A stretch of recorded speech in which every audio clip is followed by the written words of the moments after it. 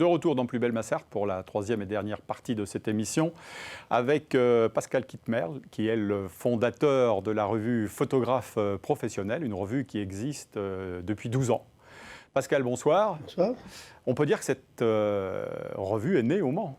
Ah ben, la revue a été créée, est née complètement au Mans. Même si aujourd'hui vous adressez à un public national, peut-être même au-delà des frontières. On peut dire qu'on est un peu international, puisqu'on a des abonnés en Suisse, en Belgique, récemment en Pologne, en Espagne, en Italie. Des fois c'est surprenant, on ne sait pas comment ils nous trouvent. Mais on en avait aux États-Unis aussi. Alors c'est des francophiles, parce que le magazine est francophone. Je ne l'ai pas montré tout à l'heure, mais bon, voilà, la revue Photographe professionnel, mais elle ne s'adresse pas uniquement aux professionnels. Alors le contenu est quand même à destination des professionnels, ou alors de ceux qui veulent le devenir, c'est-à-dire ceux qui sont en école de photo, en CAP, etc. Et puis aux amoureux de la photo, parce qu'on y parle quand même photographie. Certes, il y a des sujets qui sont plus axés professionnels. Les amateurs se fichent un petit peu de tout ce qui est droit d'auteur, fiscalité, sociale, juridique. Mais pour le reste, on a une rencontre d'un grand photographe, on a un portfolio, on parle des livres. On voit des images là actuellement à l'écran. On parle des livres, on parle des expositions. Donc oui, on a aussi un peu de photographes, on va dire, entre guillemets, amateurs, mais amateurs experts, amateurs avertis. Alors vous parlez d'exposition, justement, là vous revenez, vous êtes de retour du Salon de la photo à Paris, où se tenait, c'est vrai, c'est le grand rendez-vous, c'est la mecque un petit peu du monde de la photo, entre professionnels et amateurs. Et vous organisiez, vous aussi, un concours dans ce cadre-là. Nous, on organisait depuis presque 16 ans. Ouais. Alors, il y a eu une coupure pendant la Covid qui nous a fait, on va dire, un peu de mal. Mais ça fait 2 ans ou 3 ans maintenant qu'on a recommencé le concours. Et là, on a récompensé cette année donc 13 catégories, 13 photographes. Et la photo numéro 1, on va la voir c'est celle-là. C'est ici. la photo de Jean-François Guillon, à l'image. Un breton, photographie de mariage. Et on peut dire que c'est un habitué de notre concours, mais pas seulement, parce que je ne sais pas combien il peut avoir remporté de prix dans sa carrière. Alors lui a une forme d'habitude, c'est vrai, mais cette photo que l'on peut voir est un peu inhabituelle, parce qu'on voit... le paradoxe, c'est que les photos traditionnelles de mariage avec le photographe officiel, là, on le disait tout à l'heure, avec tous ces iPhones qui sont... À un moment donné du mariage, il a vu qu'il y avait quelque chose qui se passait. Ouais. Et d'ailleurs, il nous a raconté que ça n'avait pas trop plu au disque de jockey, parce qu'il avait dû interrompre un petit peu l'ambiance de la musique et tout. Et quand il a vu tous les gens avec leur téléphone, leur smartphone qui tournaient autour des mariés, il a dit écoutez, on va faire la photo, vous vous rassemblez autour des mariés, du couple de mariés, et vous éclairez les mariés, et moi je vais faire la photo. Et là, voilà. Bravo à lui. Ouais. Et elle est symptomatique un petit peu de notre société, c'est-à-dire que j'ai l'impression maintenant que notre smartphone fait partie de nous, quoi. J'ai l'impression que quand les gens ils l'ont pas sur eux, c'est pas la fin du monde des fois, mais c'est dramatique. Qu'est-ce que j'ai fait de mon smartphone, quoi. Alors justement, parce que tout le monde fait de la photo, j'ai envie de dire que pour vous, c'est une sacrée gageure aujourd'hui encore de pouvoir tenir un magazine comme celui-là, en l'occurrence, sachant que la presse ne va pas très bien et que de tenir un magazine indépendant, c'est encore plus difficile. C'est un peu quoi on ne va pas dire le secret de la réussite, parce que c'est jamais... tout est fragile, ça reste fragile. Tout est fragile. Nous, on essaye vraiment d'apporter des outils aux photographes. Depuis le début, c'est ça, on essaye d'apporter des outils aux photographes, donc, comme je disais, un peu dans tous les domaines. Là. Et j'espère qu'on réussit. En tout cas, on a des gens qui sont là pour ça, des collaborateurs, des journalistes, des chroniqueurs. Et on essaye Et surtout, ce qui nous fait plaisir, c'est que ça fait 12 ans qu'on existe, et à part une ou deux catégories de photos, comme le mariage, le portrait ou le sport, il y a encore des sujets qu'on n'a pas abordés. C'est ça qui est incroyable. Dans le prochain qui va sortir là dans une petite semaine, on parle pour la première fois de la photographie de bébés, mais de nouveau-nés même. Et ça, on n'avait jamais abordé le sujet. Or, il y a quasiment, je ne sais pas trop les chiffres, mais on parle de plusieurs milliers de photographes qui vivent de la photographie de nouveau-nés. Donc c'est vraiment, économiquement, c'est vraiment...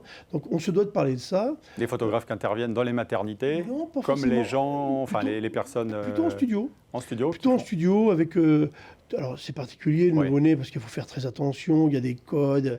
D'ailleurs, on a été aidé dans le dossier par la FFPMI, qui est un syndicat professionnel, qui vient de sortir un guide, parce qu'il faut faire attention pour ne pas blesser le bébé. Parce que ça se prend de la naissance à 15 15 jours, 3 semaines, pas plus, le nouveau-né. D'accord. Donc, il faut être précautionneux, il faut faire attention, il faut vraiment, avec les parents, Oui, il y a un vrai travail, Ah quoi, ouais, préparatoire. il n'y a que des pros qui peuvent faire ça, et des pros qui on va dire, pas vulgairement, mais qui tiennent la route, quoi. Ouais. Là, vous défendez les photographes, informer, défendre le monde des photographes professionnels. On peut dire que ça aussi, ça fait partie de votre credo. Oui, parce que, alors justement, par rapport au smartphone, on a l'impression que tout le monde est photographe. Oui. Mais moi, on peut me donner les meilleures casseroles du monde, je ne serai jamais cuisinier. Là, il y a une photo des 24 du Mans, on peut me donner une Ferrari, une Porsche, enfin peu importe quel modèle, je ne gagnerai jamais Le Mans. Ouais. Donc, ça, justement, ça c'est un sujet qui est dans votre dernier numéro, où enfin, le photographe, il y a un retour au niveau de ses impressions, un retour d'expérience, on va dire. Ouais. Alors lui, en plus, c'est un vrai, comment dire, spécialiste des 24 heures du Mans, parce que je crois qu'il a couvert 35 fois les 24 heures du Mans. C'est un portraitiste à Alençon. Donc c'est un photographe de portrait, de mariage. Lui-même a couvert plus de 1000 mariages dans sa carrière, mais sa passion, c'est les 24. Parce qu'il est né, alors je crois qu'il est né à Agacé, mais ses parents étaient de Ciel-Guillaume. Ouais. Donc il est tombé dedans tout petit. Et il nous a fait un test d'un zoom. Ouais. Il y a 2 ans, je crois qu'il nous avait fait un test d'un boîtier. Et pour lui, le meilleur terrain de jeu pour tester, c'est les 24, quoi. Je veux dire, là, quand on teste des objectifs ou des boîtiers qui valent quelques milliers d'euros, nous, à la différence de certains magazines, ce qu'on appelle cette chronique-là, enfin cette rubrique-là plutôt, retour d'expérience, c'est que les photographes qui nous font ça ont vraiment testé le matériel sur le terrain. C'est du vécu. C'est du vécu, soit sur place, les 24, soit en studio, sur du portrait, sur du mariage, enfin peu importe. Mais c'est vraiment des photographes professionnels qui l'ont eu en main. Quelquefois, ils l'ont acheté, le boîtier. Donc ils sont complètement indépendants. Et même s'ils sont des fois, ils sont amoureux de la marque, etc., ils sont très, très, comment je dirais, honnêtes. Qu'est-ce qui va bien, qu'est-ce qui ne va pas bien. Et ça, en général, ça plaît à nos lecteurs parce qu'ils savent où ils vont. Parce que Franck Le Grenet, c'est pareil. C'est quelqu'un qui a remporté je ne sais pas combien de prix. Oui, c'est des gens qui sont transparents, quoi. On sait que de leur part, il n'y a pas du tout d'état d'âme dans la... Voilà, ils vont dire, bah là, la molette, elle n'est pas bien, donc faites attention, etc. Et les marques, je pense qu'elles sont aussi intéressées par ça parce que ça leur permet, dans un prochain boîtier, on va dire, bah, tiens, là, on a eu 10 retours, les pros, cette molette-là à Gênes, ou ce petit... Enfin, voilà, et je pense que ça aide tout le monde, en fait, et du coup, la profession, quoi. Pascal, vous avez été photographe. Je crois savoir que dans le sport, l'une des disciplines les plus difficiles, c'est la boxe, à photographier. Oui, enfin... Je ne sais pas si vous avez déjà eu l'occasion. Oui, j'ai photographié la boxe. Oui, j'ai photographié la boxe. Non, ce qui m'avait surpris de la boxe, c'était le bruit. On ne se rend pas compte à la télévision, ou quand on regarde des reportages, c'est que quand ils se tapent dessus, parce qu'ils se tapent dessus, les boxeurs, nous, on est au bord du ring, ça fait un bruit. Moi, c'est ça qui m'avait surpris, le bruit. On se dit, mais c'est pas possible, qu'est-ce qu'ils se mettent, quoi, je veux dire. Mais à l'époque, parce que moi, j'ai commencé en argentique sans autofocus, c'était le football, pour moi, le sport le plus difficile. Ah oui. Parce que c'est tout le temps en mouvement. Oui, mais on bouge pas beaucoup sur un terrain. On a une place, on nous donne une place avant le match, puis on n'en bouge pas beaucoup. Et si le jeu se passe de l'autre côté du terrain où on n'est pas, eh ben, des fois, on rame pour avoir des photos, quoi. Donc, pour moi, c'était le football le plus... Alors maintenant, il y a l'autofocus et les nouveaux boîtiers, c'est un peu plus facile. Mais contrairement à ce qu'on croit, c'est le sport mécanique, je trouve, qui était le plus facile. Ah oui. Surtout sur circuit. Oui, on peut se reprendre plusieurs fois, on peut choisir les angles. Enfin, je ne dis pas que c'est facile, hein, attention. Puis après, il faut faire une photo parce que moi, j'ai commencé donc, à Ouest-France, à Alençon. Il fallait des photos pour le lendemain.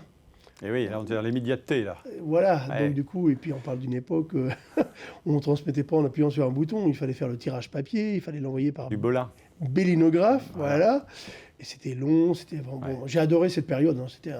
J'ai appris mon métier sur le tas. Donc, c'était encore dans le début des années 80, quoi, effectivement. C'est ça, moi j'ai commencé en 86-7, oui, plutôt à la fin des années 80. Et aujourd'hui, on est dans le monde du numérique.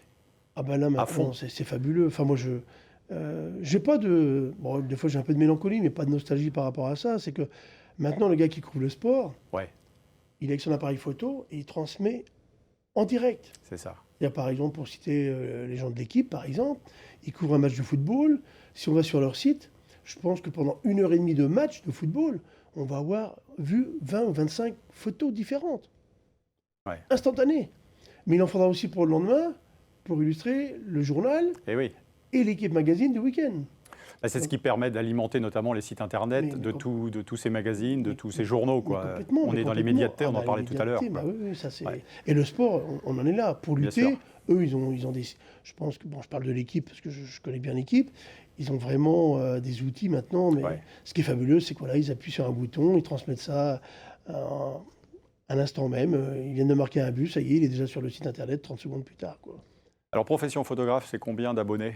Alors, pour la première fois, on vient de passer la barre des 2000 abonnés.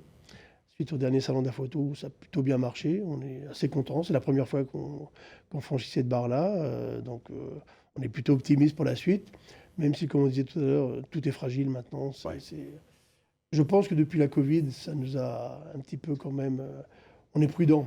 Ça a rebattu les cartes dans tous les domaines, bien sûr. Prudent parce que nous, on était sur une dynamique. En 2019, on était sur une dynamique. Et d'un seul coup, ça a quand même cassé pas mal de l'ambiance, si on peut dire, mais pas seulement. Les entreprises, enfin, etc. Et là, on est content. Depuis 2 ans, c'est reparti. Et donc, au dernier salon, on a fait pas mal d'abonnés. On a rencontré aussi les marques. Bravo. C'est plutôt bien. Bravo, mon cher Pascal. Longue vie à photographe professionnel. Merci beaucoup. Merci à vous de nous avoir suivis. On se retrouve la semaine prochaine. Nous serons du côté d'Ancine. Bonne fin de soirée. Merci.